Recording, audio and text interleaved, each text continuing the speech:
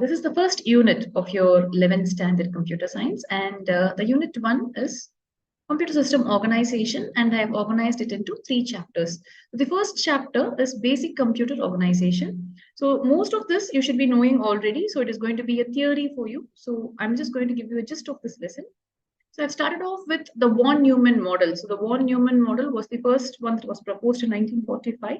And they gave the basic structure for any computer. A computer will have an input device and an output device, and it will have a central processing unit. So this was the model that was proposed before. And even now we can see that we are having a similar model for computations. So after that, slowly, I have given you the generations of computers. This is for your general knowledge. And I believe this lesson is, they will not be testing you much on this lesson in schools also. It is just like an ABC into 11th standard. So for those of you who have not studied anything about computers till 10th grade also, this chapter will bridge the slow gap and slowly move you into the concepts of 11th grade.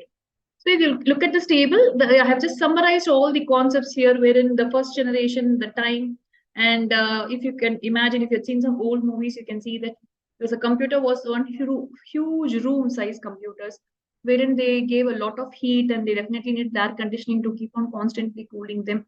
And from that level, now we have come to a level of a smartphone, right? So the computers have become so very tiny and portable, like a laptop and a notebook. So this generation of computers is given here. And I've given you the functional components of a computer. So functional components of a computer, as we already saw, is input unit, output unit, and main memory. It is central processing unit. So input unit is responsible for accepting data and instructions from the user. So the keyboard, scanner, even in the supermarkets, they use a barcode reader. That's a scanner. So that is also an input device. Input device receives data.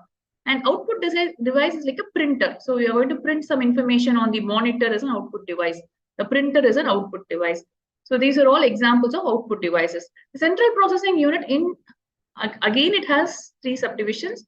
You can say it has an ALU, arithmetic logic unit, it has a control unit, and it has memory registers. So registers are temporary memory units which it used for immediate calculations. So it's like it's inside and it's very small. It can just store very little information just for the ALU, the arithmetic logic unit. It stores that information. So in memory unit, we start with basics. So we call it as bit. What is a bit? A bit is a binary digit. A single bit can store either a 0 or a 1. Now, the group of 4 bits is called as a nibble. We don't use this term much, but as byte, we say byte, we say kilobyte, we say megabyte, right? So the internet speed and the data transfer is given in terms of all 2 powers. 2 power 10 is 1024. So kilobyte is 1024 bytes, and each byte is 8 bits. So any number is going to be 8-bit zeros and ones, then you call it as 1 byte. So I have given you the conversions here. Now coming to the memory can be broadly classified as primary and secondary memory, but I also have included a cache memory here. Cache is nothing but, like, you can imagine you're storing a file which has been not opened for maybe 3-4 years. Then you can definitely see that it takes a lot of time to load that file. Whereas if there is a file on the desktop, if it is very frequently used file, then it will immediately open for you. Same as applications. Any application which you have not used for quite a long time, it is going to take more time to load. So the system itself is organized as a primary memory where you have a RAM and a ROM. I have given the explanation for that. You can just go through that. So RAM is random access memory, which is going to have a static RAM, SRAM, and dynamic RAM, DRAM.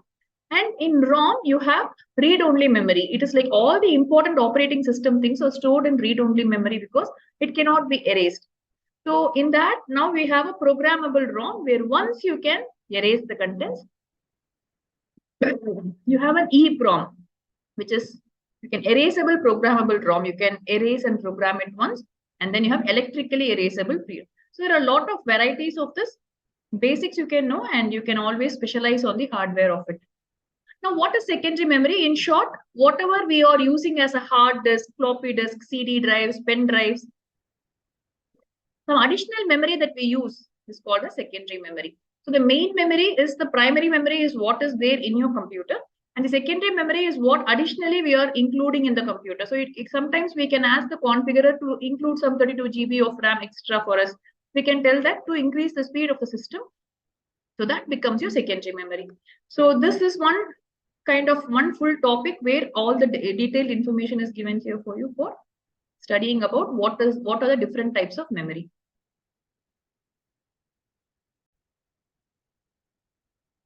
Next, I've included something about ports. The syllabus itself has been changing from time and again, so we don't have a clarity on what is required exactly for you. So ports I have just included for you to understand the back of your system. So if you have if you don't have a laptop, if you have a desktop, if you can see the black box, you can see all these ports or behind the black box, you can see different ports there, and have given you what each port does. So what is a serial port, what is a network port, and all these information is given here for you. So pretty much the basic hardware is explained so far. And there is a common bus. So what is a bus? Bus is nothing but something which is used to transmit, right? We use a public transport like that. But here we call it as a set of wires. As far as computer science is concerned, when I say it's a bus, it's a set of conducting wires over which data is passed. So there are different types of buses. You can pass control, you can pass the address, you can pass the data. So these detailed information might not be required for you, but this is how the system actually operates. The bus architecture is given for your simple understanding here. So now the hardware is done. We are moving on to the software. So hardware is all the immovable parts of the computer. They don't have any, we cannot erase it. It's a physical and tangible parts are called as the hardware, whereas that which controls it is called as your software. So it controls all the internal operations. So software can also be broadly classified as system software and application software. So in system software, it is, as the name says, it is something to do with the system. So the operating system and the language processors. The operating system, as we know, now we are working on Windows 10 operating system. There could be a Unix machine, there could be a Macintosh machine. So each system has an operating system, which is a set of programs which control the functioning of a computer. Now, language processors, on the other hand, they need not be part of every system. But yes, there are three types. There is an assembler, there is a compiler, and an interpreter. Assembler is like for microprocessors. It converts the assembly language into machine language or low-level language into zeros and ones that the computer can understand. Whereas the compiler interpreter or that which we will be using those in our programs. We are using high-level language. It is normal English-like language to program. Like when I say about Python or C or C++ or Java, the commands make sense to us. When I say if, else, it makes sense to me. So I'm writing a program in kind of a high-level language, and I want it to translate to machine language. I will go for a compiler or interpreter. So what is the difference? Compiler will compile the entire code at one go, and the compiler compiles it at one go, and it is going to give me all the errors for the entire code. Whereas an interpreter will do a line-by-line compilation. It will give me the error. If there is one error in line number 10, it will give me that error. Once I correct it, it will go for the next one. So the advantages and disadvantages are definitely there here, because interpreter, it is a slow process. It will do line by line, but maybe that one error will not cumulatively affect the other errors. Whereas in compiler, it is very fast, but then there could be one error which is leaving so many errors for me. So that is about your language processors. When I move to the application software, I have again three types here. First one is packages, then I have utilities, and then I have customized software. So customized software is like what we use, like we can have a separate application, billing application, which is very, very specific to that supermarket. We can have a school management system, which is particular to that particular school. So all these are customized software, which we write using any programming language that you want to write. Whereas these packages, or sometimes they are inbuilt, they come along with your system itself. Say, for example, you have a word processor software, like Microsoft Word, you can purchase it with a license. Spreadsheets, you can either have the open office things or you can purchase Excel. You have desktop publishing software, database management systems, like we'll be using MySQL when we go to 12th grade. So those are all the packages that or application software which need or need not be there on the system. We can purchase them and have them. It is very mandatory to have these because PPT presentations, Any system should have a minimum of these versions. Now open source versions are available, so you can just download them and you can start using them. But the utilities are these programs which are common for all the computers. Like you have a compression to free up space, this defragmenter, you have an antivirus software in your system. So all these, what they do is explained here in the next few pages for you. So you can see that the different types of operating systems I have given. And I have also given, there's a mobile operating system. You can see the some compiler definitions and what are the packages and what they do. So what is a word processor? What is a spreadsheet? Just try to define it for you. All the utilities, what they do. Right? So finally, you have software library. So what is a software library? It is a predefined set of data. So you can have different, for example, in Python, you have a lot of libraries. You have a math library, you have so many libraries which you can use for specific functions to carry out your whatever application you want to do. Right. So this is the first lesson, very, very basic lesson. You have some solved questions also. Hope it was helpful to you.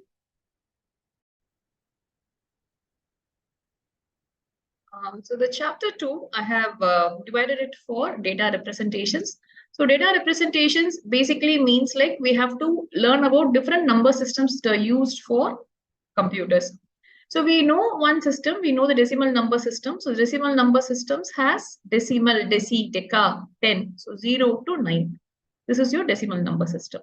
Now, when I want to talk about computers, I know the binary language. Binary is only on and off. So it is going to have only two numbers, 0 and 1. So this is called as a binary system.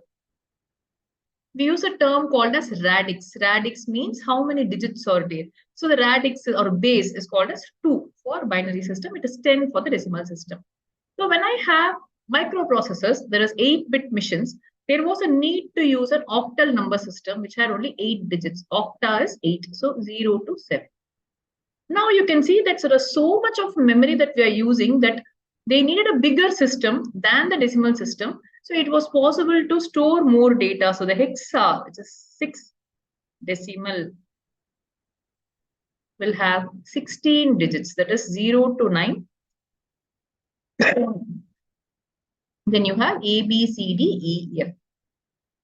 So these are your 4 number systems, and we have to be able to translate between these systems. It's kind of more of a max. This entire chapter is going to be kind of max for you. So how do I start doing this chapter? So I have only certain conversions to remember. So I will divide them into 2 types. The first set of conversions is going to be converting from decimal to something and from something to decimal. So conversions involving decimal numbers.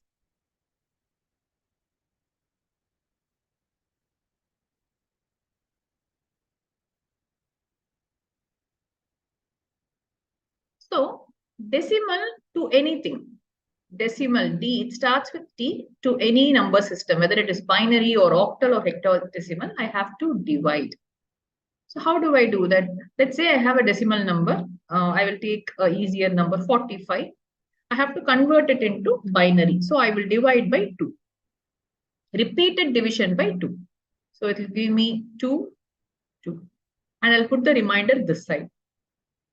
I continue like this. Remainder is 1. And 2 2s are 4. Remainder is again 1. And 2 1s are 2. Remainder is 0. So I will stop when I reach 1 here. And I cannot divide by 2. And I have to start writing from the bottom. So I can say 45 to the base 10 is equal to 1 0 1 1 0 1 to the base 2. Now, let's say I have 45.5. So let's take 45.125.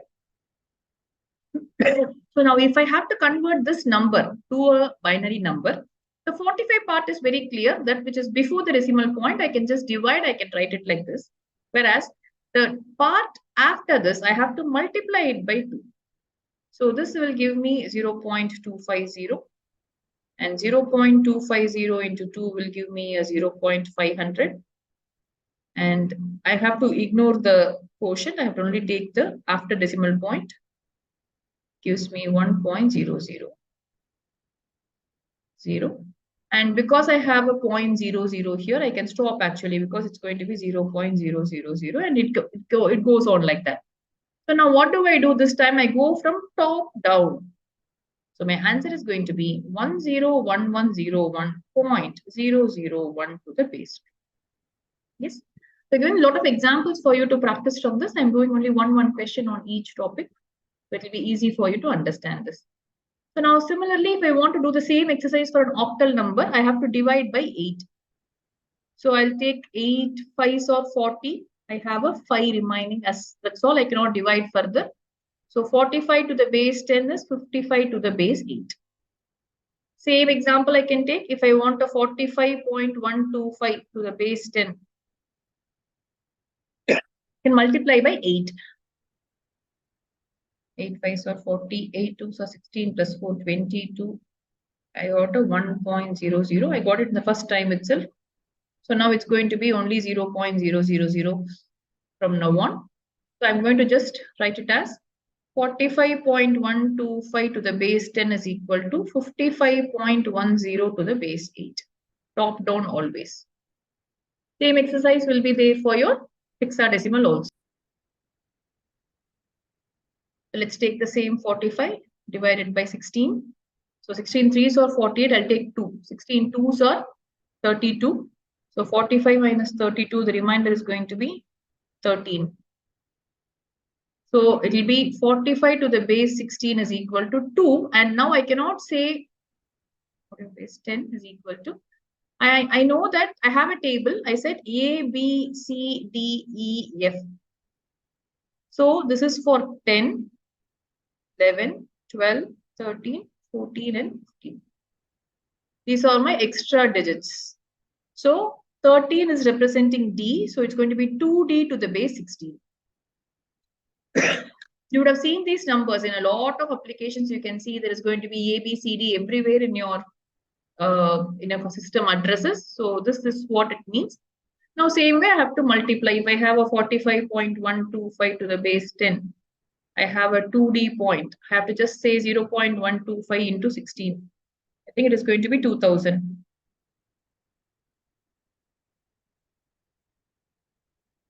So I have a 0, 0, 0. So it is going to be up, down.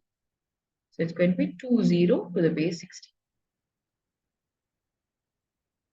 Right? So this is your first step to do this.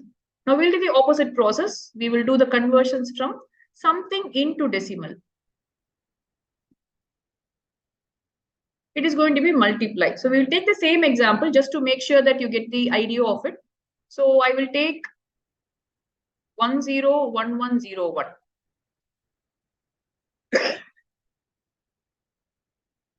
If they ask you to do this conversion, remember this chapter will be there high weightage only for the first midterm exams for you, because in those maybe first initial 1.5 2 months till you get settled down, they might be doing these lessons, and those times it will be 10-mark questions from this lesson. So you can expect each conversion to be for 2 marks. So it is very easy to score marks here.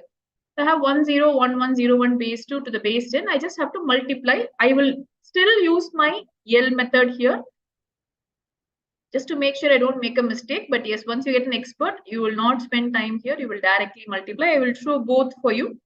So this is just to make sure for the first time you write it correctly. So first let me write all my numbers 1, 0, 1, 1, 0, 1. I just copied the numbers here. I have to start with 2 power 0. 2 power 1, 2 square, 2 cube, 2 power 4, 2 power 5. So 2 power 0 is 1. So it's 1. This is 0, 4, 8, 0, 32. And I add them, it is 45. This is what we got before. We took 45, we got this number. Now when I reconvert, I'm getting back the 45. I'll do the same exercise for the 2D thing in hexadecimal. So I have to convert it into decimal. I can directly do this. I can just say 2 into, and D is 13 into 16 power 0, 16 power 1. I don't have to put the L there. So now I'll get 2 16s or 32. plus 13. This is again giving me 45. Right? So this is your first set of conversions. You can do the same exercise for a decimal point number. So let's take the same example. 2D.20 to the base 16 is equal to something to the base 10. So here I have to start with the minus 1. So I have to say 2 into 16 power minus 1 plus 0 into 16 power minus 2, so on and so forth. We know this first part is 45. Now 2 into 1 by 16, which is nothing but 1 by 8, which is 125. So I got the decimal part also. So for conversions involving decimal numbers, there are 6 conversions into 2 with a decimal point. So around 12 conversion types are there for you to remember. So we are moving on to the other one. Conversions not involving decimal numbers.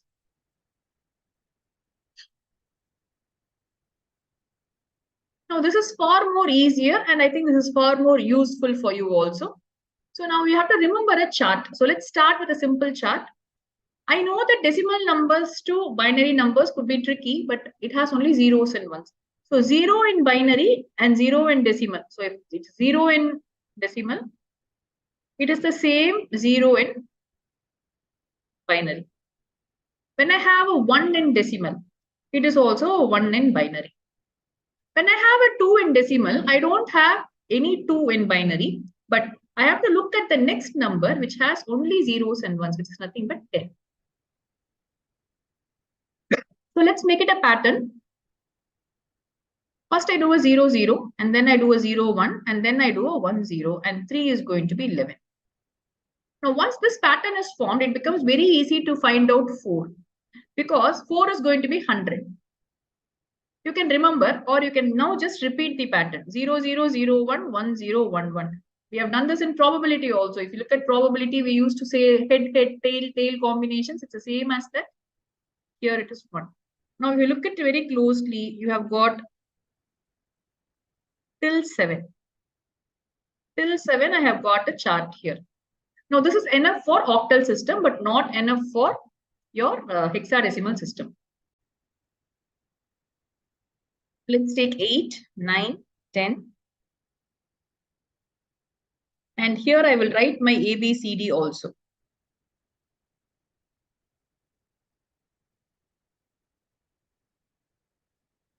So same thing repeats here. I will repeat the entire thing once again. 0, 0, 0, 0, 0, 1, 0, 1, 0, 0, 1, 1, 1, 0, 0, 1, 0, 1, 1, 1, 0, and triple 1.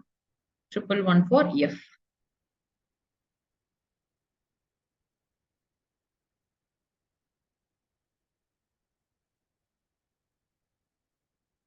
So I start A, B, C, D, E, and F.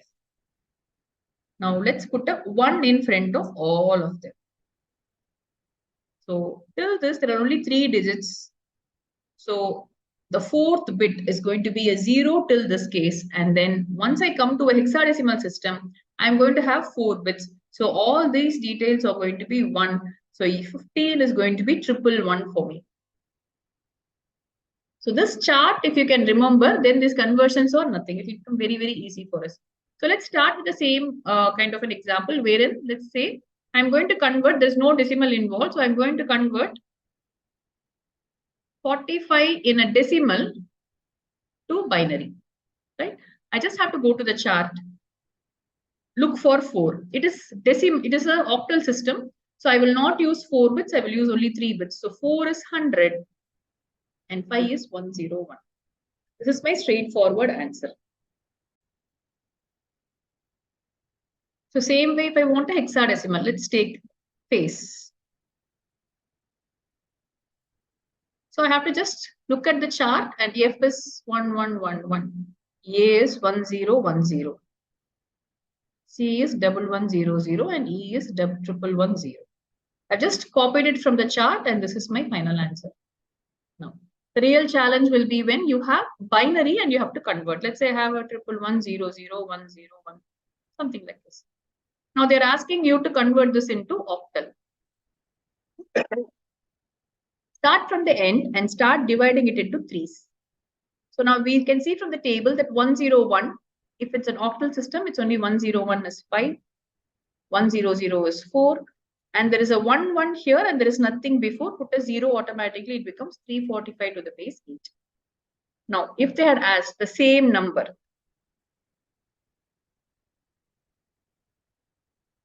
to hexadecimal, then what do? I just divide it in 4s. So I start from the end, I divide it like this. So 0101 is 5 and 1110 is E. So the answer is going to be E5 for us. The same thing I can do for decimal point numbers. I'm going to give you only one example. Let's take AB.50. That's it. You just have to replace. A becomes 1010, B becomes 1011, 5 becomes 0101, and there are 4 zeros. This is to the base 2. Same way, you have to divide. So let's start with. So you can have 10101.100, something like this. Then you have to convert it into, let's say, octal. So 3s, divide it into 3s. So you start from this decimal point and do it here. Whereas here you have to go in the opposite way, like this and like this. So now I have a 25.4, again put 2 zeros, 4. So 25.44.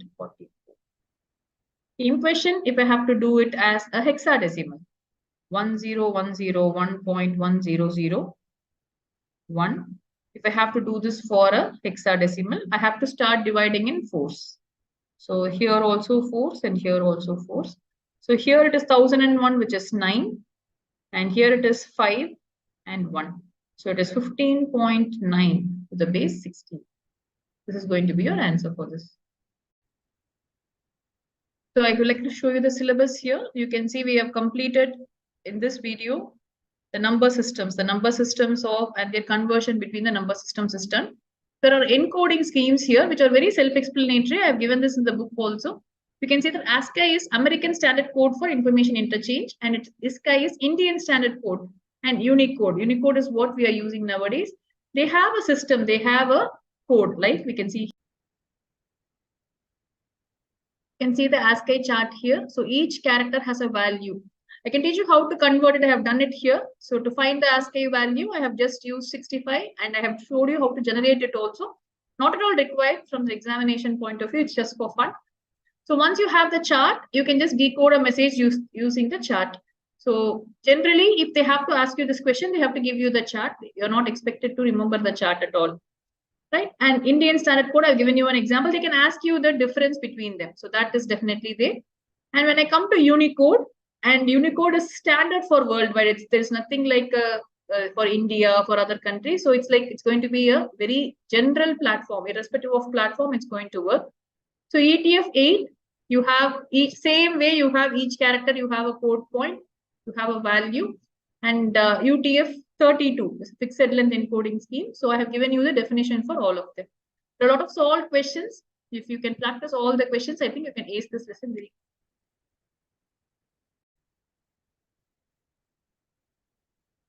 Chapter 3 is Boolean logic. And as per the latest syllabus, you just have to learn about the logic gates and truth tables. And they have specified only De Morgan's law.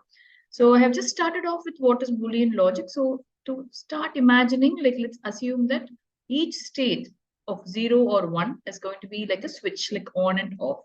So when 1 stands for on, 0 stands for off.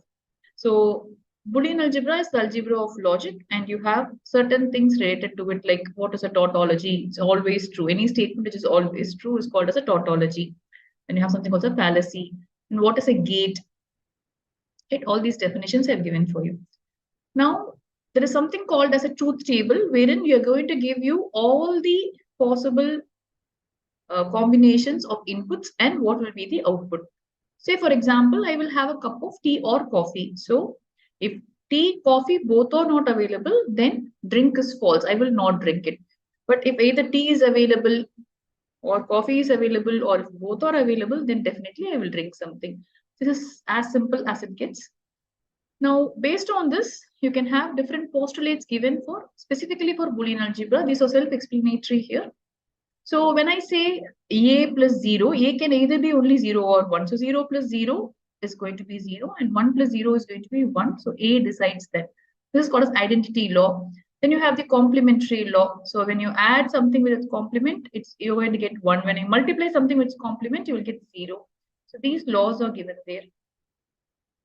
Then I have my verification of these laws using a truth table. So let me take one simple example to explain how I'm doing this. So let's take the absorption law. So absorption law is x plus xy is equal to x. So how do I prove this? I can prove this algebraically. I can take x common outside and I say a 1 plus y. So now let's assume this. This y is going to be a Boolean variable which can take only two values, 0 or 1. If y is 0, the answer is going to be 1 plus 0. 1 is on and y can be anything, doesn't matter. If you're going to say 1 plus anything, the answer is going to be 1. So the rule says 1 plus x is equal to 1. So it is x into 1. And anything multiplied by 1 will give you the same number itself. So we have proved the RHS here. Now I don't want to do it algebraically. I want to do it as a truth table. So let me take the variables here.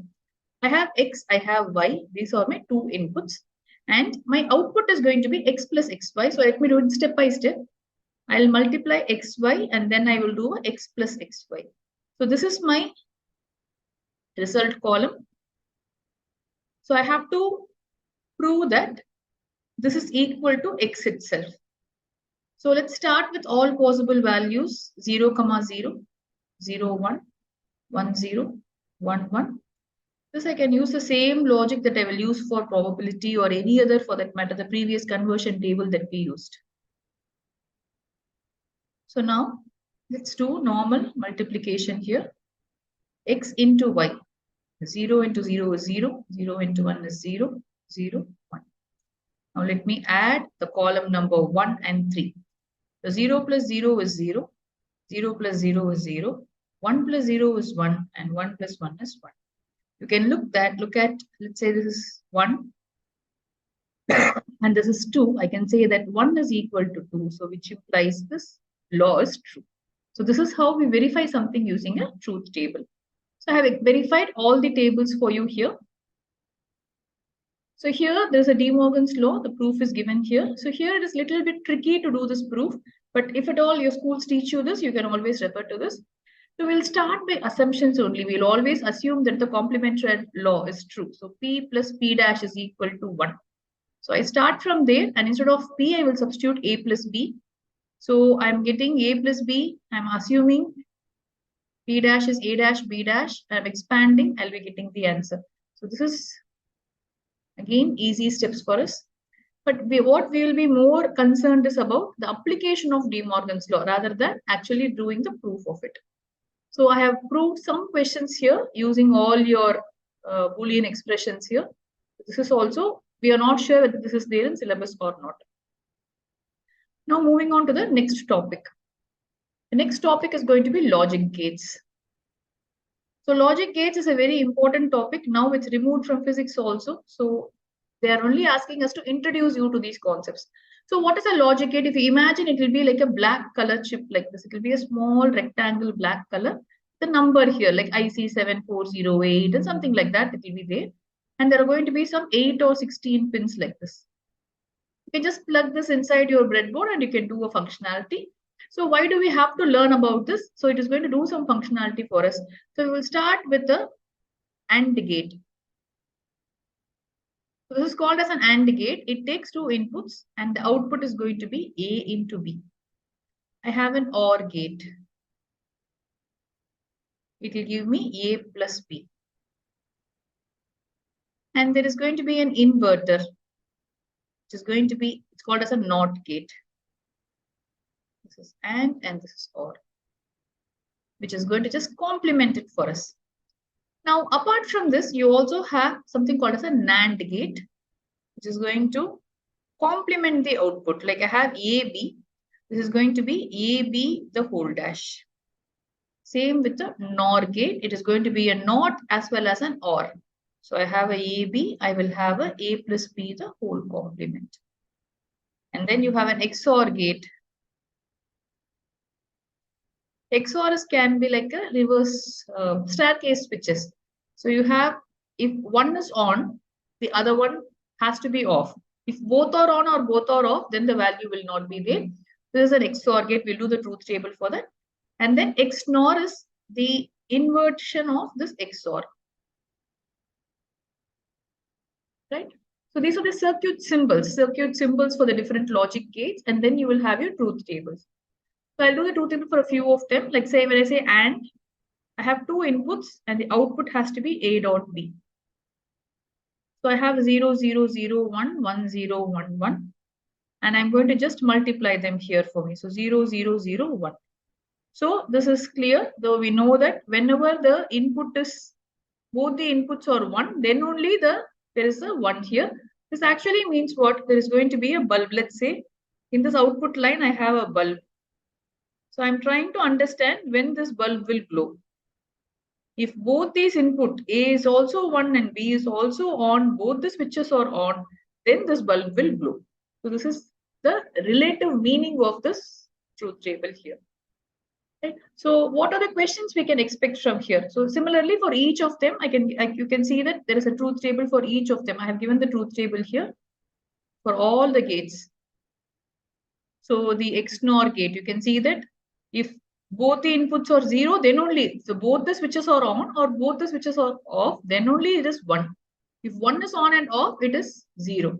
So output means whether the bulb will glow or not. You can just take it like that. Now they will ask you to realize the functions using the different gates. So they can give you a circuit, like they can ask you to predict what is going to be the output of this. Give the logical expression, something like this. So they can ask you, write the function f. So very simple, go step by step. Go here, this is a, b. So when it comes out, it will be a plus b. And at this gate, the output is going to be, input is going to be c for this gate. Now this is an AND gate, so it is going to multiply the input 1 with the input 2. So your f expression is going to be a plus b into c. Similarly, they can also ask you to draw an expression. So they can say, draw the expression for a dash b plus ac, something like this. So what do? I have an a input. I invert it. I take a b input. I multiply them. And then I have the a input. I take a c input. I multiply them again. And now I'm going to add both of these.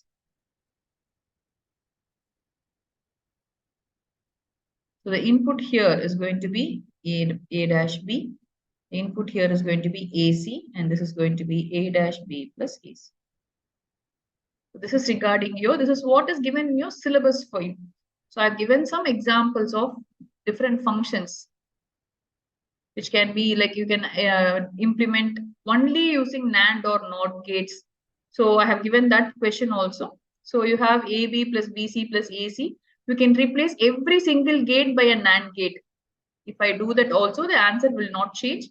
We can prove this. Same, I have just proved it and also showed it to you that how we can replace every gate by a NAND gate. For that, it has to be, we call something as a sum of products. So it is a sum of product terms. Same way, POS, SOP and POS, all those are removed from your syllabus right now. So they might not ask you questions of NAND or NAND NOR logic, but in your school, if they teach you, you can always go through this. So this is regarding the entire contents of this logic gates lesson.